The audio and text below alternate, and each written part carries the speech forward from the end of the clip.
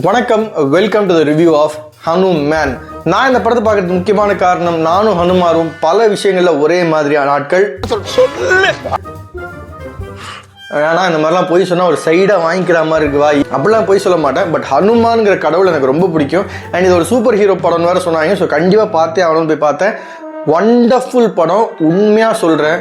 Small budget big success, super படம், filled with goose பம்ப்ஸ்னா ஹனுமான் தான். உங்களுக்கு ரொம்ப பிடிக்கும் ஹனுமான், இல்லை உங்களுக்கு ஹிந்து மித்தாலஜி பிடிக்கும், இல்லை இந்த மாதிரி படங்கள் ரொம்ப பிடிக்கும்னா தயவு செஞ்சு போய் தேட்டரில் பாருங்கள். 200% சொல்கிறேன். இன்டர்வலாக இருக்கட்டும், இல்லை அந்த லாஸ்ட் ஒரு 5 மினிட்ஸாக இருக்கட்டும், உங்களால் ஸ்க்ரீனே தான் பார்த்துட்டு இருக்க முடியும். ஒரு மாதிரி மெய் சிலிர்த்து போயிடும். அந்த மாதிரி இருந்த ஒரு படம் தான் ஹனுமேன். ஹனுமேனில் முக்கிய கதாபாத்திரம் நடித்திருக்கிறது தேஜா சாஜா, அதுதான் சொல்லணும்னு நினைக்கிறேன் அவர் பேர்.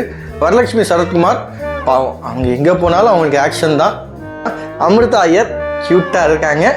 மற்றும் வினய், அவர் தான் வில்லனாக நடிச்சிருக்காரு.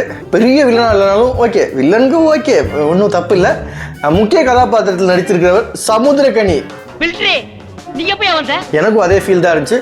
பட் நம்பவே மாட்டேன், சமுத்திரக்கனி அண்ணன் தான் இந்த படத்துலேயே மிகப்பெரிய ட்விஸ்ட்டு. இதில் ரொம்ப முக்கியமாக ஒருத்தர் வாய்ஸ் கொடுத்துருக்காரு, அதுதான் ரவி தேஜா. அவர் யாருக்கு வாய்ஸ் கொடுத்துருக்காருங்கிறதெல்லாம் படத்தில் போய் பாருங்க. ஸோ இந்த கதை சுருக்கம் என்னன்னு பார்த்தீங்கன்னா, அஞ்சனாதிரிங்கிற ஒரு கிராமத்தில் இருக்கிறது தான் நம்ம ஹீரோ ஹனுமந்தா. அவர் அங்கங்கே சின்ன சின்ன திருட்டுத்தனம் பண்ணிட்டுருக்காரு. அவருக்கு ஒரு பவர் கிடைக்குது. அந்த பவர்னால அவர் என்ன ஆகுறாரு, இந்த பவர் தேடி தான் வினயம் வராரு. வினய்க்கு அந்த பவர் கிடைக்குதா இல்லையா, இந்த பவருக்கும் ஹனுமானுக்கு என்ன சம்பந்தம், இவ்வளோதான் கதை. பட் இது மாதிரி நிறைய சூப்பர் ஹீரோ படம்லாம் நீங்கள் கேள்விப்பட்டிருக்கலாம்.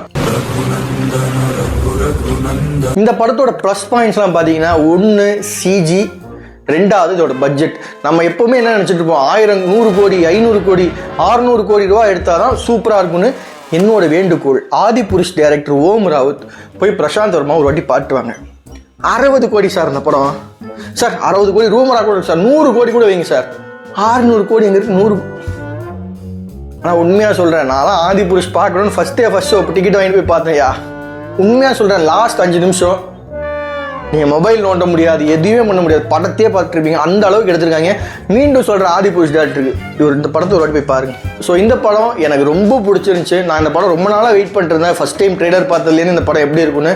ஸோ பிரசாந்த் வர்மா ஒரு அமேசிங் படம் கொடுத்துருக்காரு.